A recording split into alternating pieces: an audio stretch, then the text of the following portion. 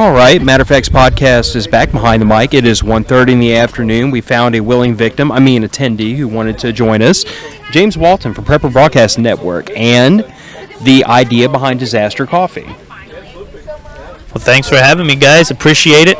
I'm going to fake like we haven't been hanging out for hours, and like this is the first time we're sitting down with each other. It's so good to see you. It's been so long. I know. Give me a hug. Yeah. So James had an interesting idea for us to kind of talk over real quick. It was, we all acknowledge that Prepper Camp is an amazing event. But call it what it is, it's a pretty good haul for some of us. And there are those people who are just, quite frankly, they're likely to never make it to Prepper Camp because of the distance involved or because of other obligations. And James asked, where's a good place to find those like-minded people that you really need in your life when you can't come to Prepper Camp? So I guess let's start with, like, why do you need those like-minded people in your life? Yeah, for sure. I mean, that's a big one, and when it comes down to, like, the first part of developing it, for me it was interesting because I was brought here by Dave Jones, and Dave, I didn't have any idea that this whole little strip thing of, I don't know if you guys described sort of like the PBN alley here. I haven't actually, but as a side note, like, literally almost the entirety of Prepper Broadcast Network is between us and that way right now. Yeah. And that, when I first came here, it wasn't like, oh, this is what's going to happen here. You know, you guys really hit me to the idea of this being an event for people and less of an event for promotion. Because when I first came, it was Dave Jones saying, hey, come and, talk to Rick, meet Rick, all that kind of stuff, and maybe teach a class. And really, after meeting you guys, it became evident that this event, as much as it is about training and learning and that kind of stuff, is probably equally about people that are here. And I think it's important, probably right off the top, to let people know and to alleviate the stress is when you talk about recruitment from our group, right? It's like you've got Andrew, you've got Phil, you guys are tremendous recruiters to this whole group.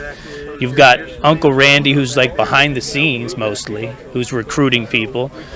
Then you've got like ancillary recruiters. Obviously, we pressure everyone through the network to come.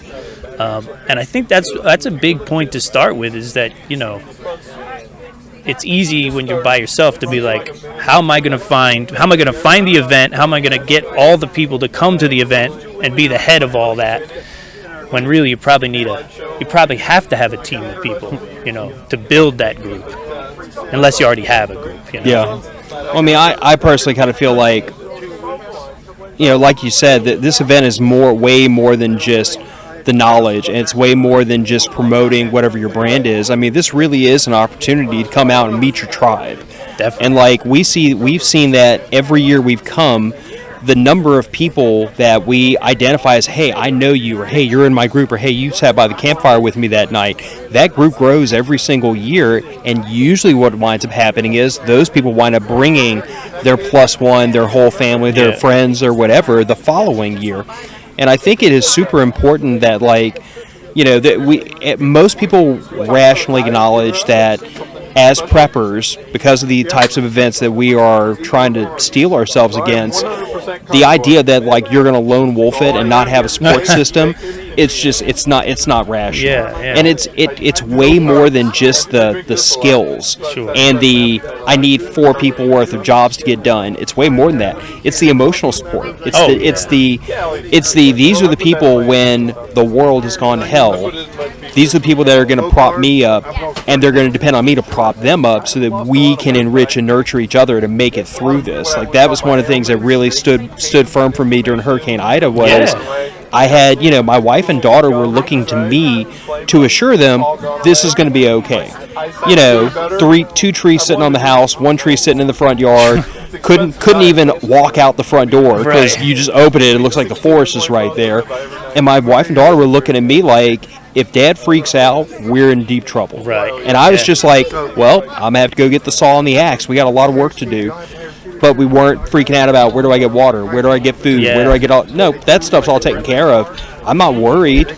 Just sucks. Sure. But I think it's really important that we first acknowledge that you have to have your tribe. Prepper burnout is definitely a thing where you're constantly turned on and you're constantly looking at the threats and you're constantly looking at how bad the world around you sucks. And eventually that does take a toll emotionally and mentally. Then you're to the video games. I'm ready for a break. To the booze. Whatever, To the reloading table for hours because I just don't want to think about it. Yeah. That happens. I think preppers too discount the... you get wrapped up in I want the people on my block to all carry. I want them to all have plate carriers and be this super group. I think from your perspective, the emotional support, the distance of that group of people, they can have just as much as you could have just as much effect on me from Louisiana. You know what I mean? From an emotional support, just somebody who's checking in, dude, what's going on? How's it going? And it's really helpful, especially, I don't know if this is just for men, but for me, it's really helpful when I'm in a shit situation like that, and I can reiterate to another dude, this is a mess, this is what I'm doing, and then listen. You know what I mean? And wait for somebody to go, you're doing that way wrong, dude, that's going to be bad. You know what I mean? Sort of like with the chainsaw situation, you know what I mean? When you had that sort of help with that, it was okay, And that that whole thing is just, and that support can come from all over the country, all over the world. So I think preppers can discount that because they want people to show up in the event, and be ready to rain holy hell down on the marauders / zombies / whatever. Well, I also think a lot of the problem is that preppers, they get so laser focused on the physical threats, definitely, which are legitimate. Yeah. But I think a lot of preppers, and my wife is the one that really got me thinking about this because she's smarter than I am in a lot of ways. I can see all the trees but can't figure out where the hell the forest is, and she's like, dummy, it's right in front of you. Right. But my wife really tuned me into the idea that you're worried about the physical threats, you've got the rice and the beans and the bullets and the band-aids, all that stuff is taken care of, but you don't have baking supplies put away to make a batch of cookies or brownies when your girls are having a bad day. Now, I had stuff in the pantry, but I didn't have it in the preps and the long-term stuff. Sure. So my wife was the one that started pushing towards, hey, we have basics covered. Let's also get some comfort food. Let's put back some chocolate. Let's think about having a kite on standby in case it's a bad day and there's nothing to do and Piper wants to fly a kite. My wife is the one that really got me thinking hard about the emotional, mental aspect of caring for yourself emotionally in a really bad situation. It's so anti-dude, You're I just got to put my boots on and get to work and... Well, you say that, but there's a picture and it's on social media of me. Oh, I love it. It's me sitting on one of the tree limbs from the tree that's in my front yard, absorbing my house. Yeah. And it's just a picture of me sitting there. What you can't see is I had tears in my eyes. Oh, I'm sure. Yeah. Because it's crazy. It's a crazy thing to see. I've lived through this Cat 4 hurricane smashing my house. I've got literally heard trees hitting the house overnight. Yeah. And now I am sitting in the middle of what used to be a beautiful front yard that is just absorbed with downed oak trees. Yeah, it's wild. And I'm thinking to myself, I'm like, I have to undo this situation. And how long is this going to take? How much effort is this going to take? How bad? I couldn't even tell how bad the roof was hurt until I got the trees partially dealt with. Yeah. It was emotionally overloading, and I needed that moment to just let it out. But immediately after that, I got my crap together. Yeah. I got the axe and the saw. I cut enough stuff off the house that I could check the roof and tarp the spots that need to be tarped. And I, got the immediate problems fixed. Sure. But my wife told me, she said, I knew what was going on right then. Oh, yeah. And I guess to me, that is like you said, it's very anti-dude. And sure. Prepping is, even though I think the winds are changing, prepping is still very male-dominated in many ways. But I'm seeing as more and more women and as more and more mothers and wives come into this, I'm seeing prepping change for the better because we're getting this new voice that says, yes, absolutely, beans, bullets, and Band-Aids. And also deal with the emotional health that is going to be so critical for getting through any of these emergency situations and dealing with the aftermath of them. It's huge because everybody's affected. You know what I mean? Everybody's affected by it. It's just that you try to being a man, you try to just cram it, like cram it out of the way, cram it down, whatever. I'll deal with it later. But you're always going to deal with it. And the worst part, if we're honest, at least if I'm honest, the more you cram it, the more everybody deals with it. Yep. You know what I mean? The more you wind up throwing something across the room because it ain't working, because your plan's falling through and you're getting tired and all that. I remember a Carl B. Strange Truth story, something similar. Not the anger aspect, but it was one of those pull the generator situations out and pumping it and working it, and it ain't working, and now I need it. It worked a month ago, now it don't work. And all that kind of stuff. And when you're out there with the generator, or when you're out there with the chainsaw, you really feel like that all those gender equality things go out the window, because you can look up at your window and the whole family's looking at you like, where's the power, Dad? You know what I mean? Yeah. There's nobody else to call on. Yeah. And to your point, I mean, that takes a toll for sure. And the failures are felt, and they linger, and But having that community of people to have your back and to say, dude, I was in the same boat, you know what I mean? Or I made the same mistake, or whatever, we're human. It's huge. Yeah. It's huge, and they don't have to be, they can be people you come see at an event like this once a year. It doesn't have to be somebody who lives right down the street.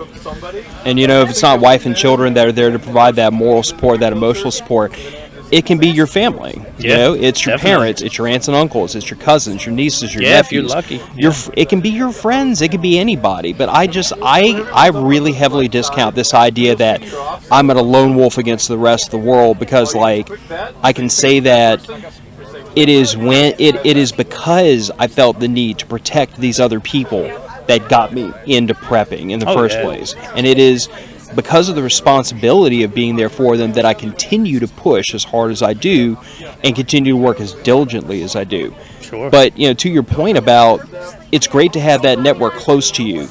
But if you can't have that network close to you, I have a few people that live close to me that are kind of prepper-minded that I know I can fall back on in an emergency. I mean, my sister and brother-in-law are not far from me, and I know if I make a phone call, they're coming. If I make a phone call and say, guys, I'm in trouble, the two questions I'm going to get asked are, is this gun trouble or emotional support trouble?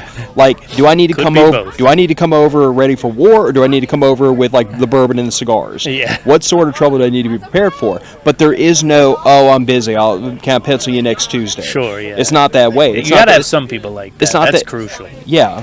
But even in spite of that, the people we've met through this podcast, the people we've met through Prepper Broadcasting Network, the people that, I mean, I couldn't tell you how many people, how many Facebook messages, Instagram messages, Signal chats that blew my phone up after Hurricane Ida from people all around the country who just knew me for no other reason than the podcast, and they were like, "Oh my God, is Phil's family okay?" And that was such a sobering moment where I thought to myself, I'm like, we all want our mag to be really close. Being able to assemble an ad hoc fire team is really, really appealing for lots of reasons. Yeah. But the fact, really, really, really rare. Yeah. But the truth of the matter is most of us are going to have to make do with the fact that in a very mobile society and in a very disconnected society, a lot of times you're going to have to get that support from where you can. That's it. Andrew, you've been sitting over there staring at me through the glasses. You want to get a word in? No. Just having fun. No. Andrew, where do you find your tribe? If you've exhausted the friends and family group. I mean, I know there's groups on Facebook and stuff like that. But really you can try to I don't know. Really? No, I mean, you can go to Facebook and there's groups and you can try to do different things. I think nosing into groups is well worth it.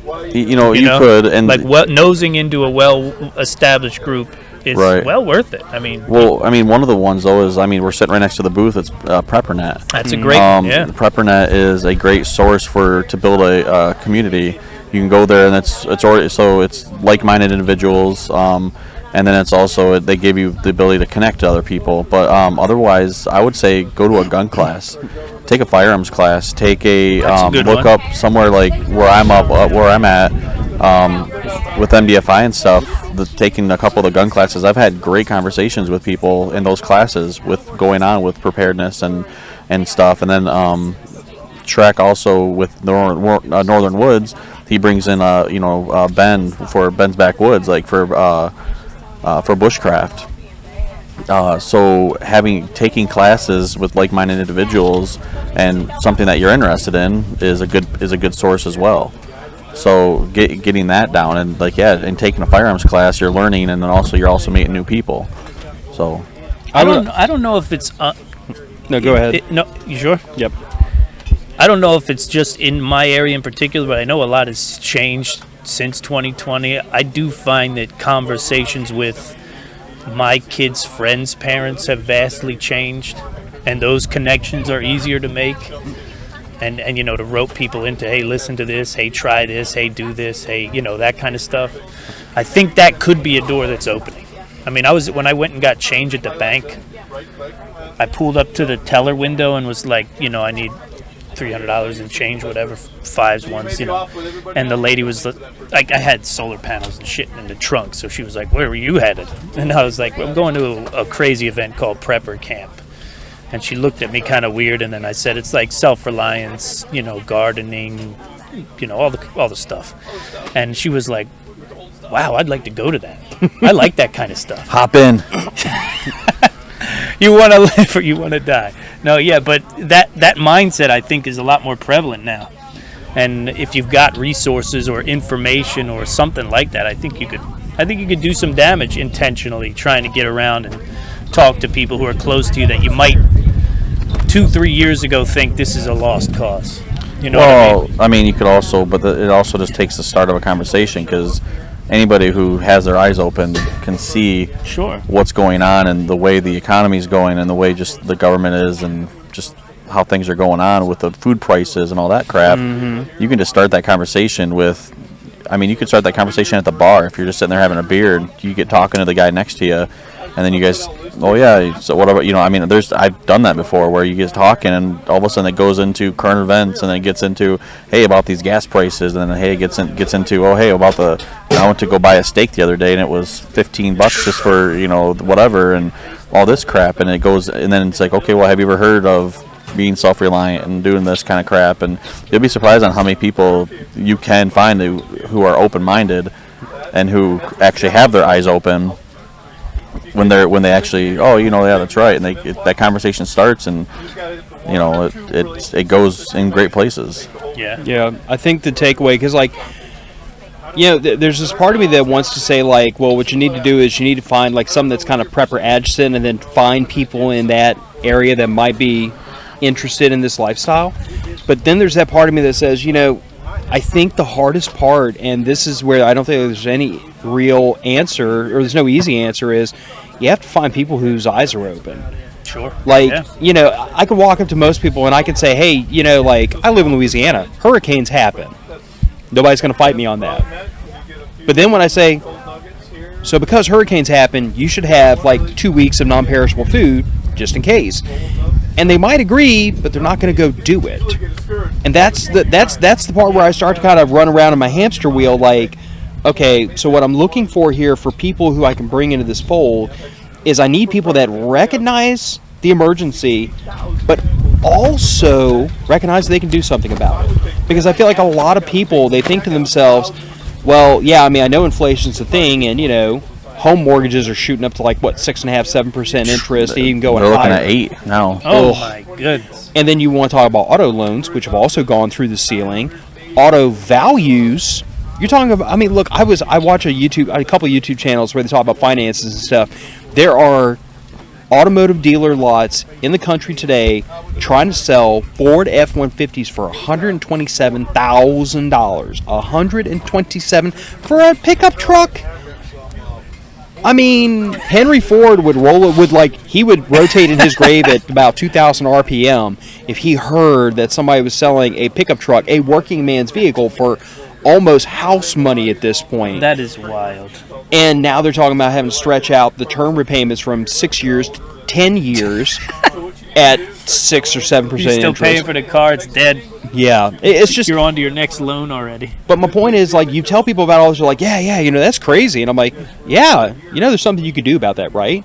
And they're like, And I'm like, well, you could just, like, drive whatever you have and then keep sticking your money, like, whatever you're going to pay for a car payment. I'm assuming if you're thinking about buying a new car, it's because you have the money in your budget, I hope, to go buy a new car, right? Yeah, well, what could you afford for a car payment? Well, $300-400 a month. I'm like, okay, well, go ahead and start sticking that in a savings account. Yeah. You do that long enough, and that you ain't going to be paying 6, 7, 8% interest for that vehicle. You're going to have the cash saved up to buy the SOB outright, or at least put a big down payment on it. And by the way, if you get away from the new lots and you start looking at the used cars, you could buy a vehicle 2-3 years old with a lot of life left in it for a lot less money. And if you could pay cash for that and continue after you pay cash, continue to put that money back into the bank, it means that when this car wears out and you need the next one, you have the money to buy something even nicer with cash. And I try to get people to think about this in these lines, but the thinking breaks down of, but I can't do anything about that. That happens a lot, though. I mean, that's important. Or you talk about food inflation. Everybody knows the portion size has gone up, the price has gone, that have gone down, the price has gone up. And by the way, at the same time all this is happening, I'm noticing the meat quality is going to hell. The last couple of steaks I bought were awful. I mean, I don't know what USDA Prime counts for these days. It can't be much. But the steak quality is horrible and the price is through the ceiling. And I get really frustrated at that. But when you tell people this, they're like, yeah, but what can I do about it? I'm like, well, maybe you get away from the grocery store, you go find a farmer's market or a local rancher, ask him, what would you sell me a cow for? Yeah. Who do you use for your meat processing? What could I pay you to take one of your cows, I'll pay for the cow, you transport to the processor and drop it off, and then what do I have to pay the processor to get this whole thing turned into steaks? And you start walking them through that whole process of, this is unsustainable. Y'all gonna have to forgive me for the win, guys. I have no control over it. Be angry at Mother Nature. Climate change. But I try to tell people, like, hey, there's this thing you could do to get you away from this industrialized food process, to get you away from the grocery stores. It might save you some money. You may get better quality of meat. It's farm to table with 2 extra steps. But the minute you tell them, yeah, you can't go to the grocery store anymore, nah, I don't want to do that. I can't do anything about that. So, like, to me, that's the challenging part, is you have to find people who see threats, but also believe there's something they can do about that. And once they at least acknowledge I can take action to better my position, then you can start to bring them along and show them how to take that action, and they can become more self-reliant. Yeah. But to me, that's the hard part. And, like, I don't know any one-stop shop you go to where you find people like that. I think they're probably hidden in our daily lives. They're the parents of our kids' friends. They're people we know in the community. They're family members. So I think the most important thing for us to do as preppers is to continue to be open about it, because for a long time there was a stigma about being called a prepper. There still of course, is. Yeah. I know people that every definition you would use a prepper, they're it, but they don't like the term. Right. Yeah. They prefer to call themselves survivalist or self-reliant because it doesn't carry the stigma. And I tell everybody, I'm like, I don't care what you call yourself, but tell every damn body you know you are. That's it. Like, tell your coworkers, even if they think you're weird. My coworkers all think I'm weird. I've made peace with it. They all know where I am this weekend. Hi, if any of y'all are watching. I'm having more fun than y'all are, and that's y'all's fault. Y'all should have come and hung out with the weirdos and the tinfoil hat people for the weekend. That's right. But I think we have to be open about our beliefs. We have to be open about what we espouse. We have to, if you are going to be the butt of everybody's joke, so be it. You know what? The court jester is not mad that everybody's laughing. He's enjoying it because that's his job, is to make people laugh. Well, also, you at least get one time a year where you turn the tables and laugh at everybody else. Yes. At least once a year. Usually, there's at least a power outage, snowstorm, wherever you're at. Mm-hmm. Something, you know what I mean? But, I think the coercive power of the group, it has a lot of effect on taking that person. And if you run into a new person and you think highly enough of them to say, hey, I'm the host of the Matter of Facts podcast. I have this group of listeners. We all do the things that you're thinking about doing but are too nervous or scared or worried about doing. That's a totally different thing than just being like, hey, I do this weird thing and you should do it too. You know what I mean? So I think that the power of the group can really go a long way. I'll also offer this. Is your spouse into prepping? Yeah. Okay. Mine is too.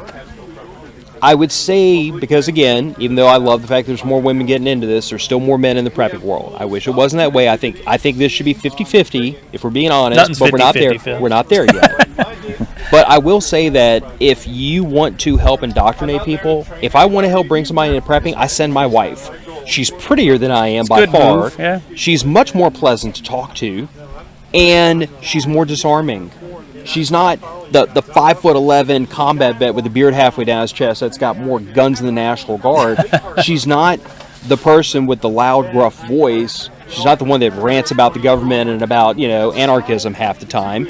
She's the chill one. She's the one who's the hippie mushroom collector that likes to make tinctures and stuff to solve, and not even she'll say the same thing. She's the person that loves to make goldenrod tea to cure sinus infections. Sure. Because she doesn't like it. First of all, it works better than most of the off-the-shelf stuff, and second of all, she doesn't like having to take Big Pharma's products when she can make the better stuff at home from home remedies and stuff. And anybody says it doesn't work, my scientists say otherwise. But she's that person. So I can send her like a wolf in sheep's clothing into other people's midst, and she will find a way to turn them. So I would say that, if you are trying to indoctrinate other people into prepping, and you can soften yourself up just a tiny little bit, because we scare the hell out of people sometimes. Sure. Oh yeah, that's part of the deal. If you can soften yourself up, that helps. But if not, you can have an anointed one to send out into their midst, who's nice and disarming and doesn't expect them to be use them like the gateway drug. They are marijuana to the world of the hard stuff. That's a good move. Yeah. I'd also say consistency. Yeah. If that's your modus operandi, then be consistent with it. If you seek out an event like Prepper Camp or something similar, or seek out a group like Bobo was saying, that the whole of your guys' success has been built on that. It's been built on the fact that reliably, we know at Prepper Camp there's a place up there that's going to have a ring of people around it, and that ring's going to get bigger and bigger every year because that ring's there every year. You know what I mean? And people know that's the place to go. So I think consistency plays a huge role in if you're looking for people. Because, from a person's perspective, from an outsider's perspective, they want to know.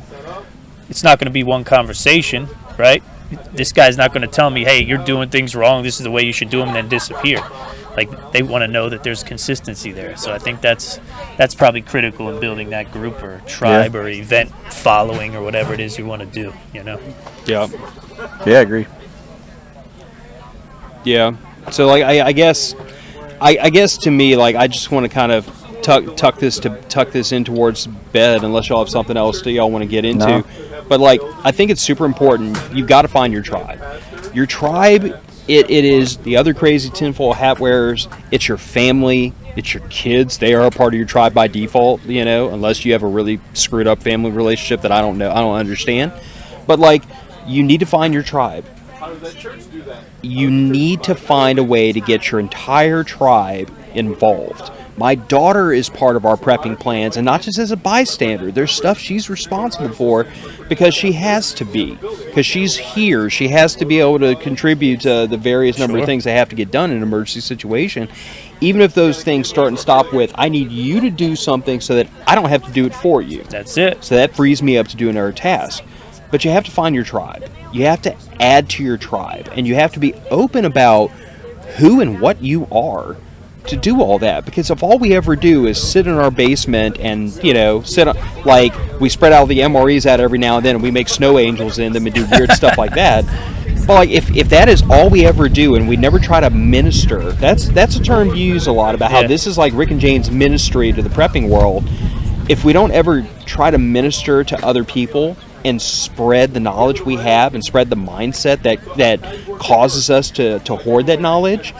But if we don't do all those things, then a lot of these lessons, a lot of this knowledge dies with us, and we never build that tribe that we desperately need to help us be successful in an emergency.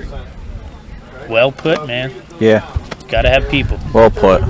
Yeah. Well, man, that's all this is people, man. I mean, I don't even know what the attendance is this year. I can tell you that it is Friday, and Friday is usually not as busy as Saturday, and it's already looked pretty wild out here. Yeah, it's been busy. We're 2 tenths down from from the barbecue guys, and that has, I mean, I have never seen that line this long in the years they've been here, so I'm kind of waiting to see what tomorrow brings. Saturday could be a little nuts. But that is encouraging, too, because it tells me that every single person that walks through here, there's a chance they take this mindset home with them. And maybe they'll feel open and encouraged if they see other people being open and encouraged to spread that to other people. But that's the only way this continues to grow. For sure. Yeah, it takes that too. And you can't come and not take something away. You know, you can't take a class and not walk away, one class and not walk away with something here at Prepper Camp. Right. That's something. You know, that's something I want to try, do, whatever. And there are a lot of events like this popping up everywhere, so it's worth looking into. I think, what is it? Prepper Events USA, I think, is the website. I may have to verify and give you a link for the description. Yeah. Prepper Events USA, I feel like, is what it is. And for years it was dead. 2020 came around. You know, from 16 to 20 it was dead, like everything. Yeah. 2020 came around and these events started popping back up, but... Funny how that works out, huh? Yeah, right? Interesting. Yeah. Every 4 years or so. Yeah. So I guess that's my pitch to the audience. You know, you got to find your tribe. You got to try to add to the tribe. You got to try to keep the tribe together. And above and beyond all else, like, just continue to be open to the fact that there is somebody in your life right now who really needs to know about the things you know about, and they don't know yet that you know, and you don't know who they are. The only way you ever figure it out is by just being open and honest about who you are and the weird stuff you're into and the weird friends you have. And sooner or later, you'll stumble upon that person that says, "Oh, you're into prepping? I need to know about that." That's how it goes, man. Yep. And then once you're in, you're done. It's over. This is kind of like the mafia. Like, that's once you come in, there's only one way out, and we don't want to talk about that. Yeah, that's it. It's a rabbit hole. I can't imagine it. Could you ever imagine? Like, waking up tomorrow and be like, let's cast it all aside and go back to whatever's in my fridge is what food I got. Right. Splurging all my money on, I don't even know what people spend their money on. It does? It does. That's true.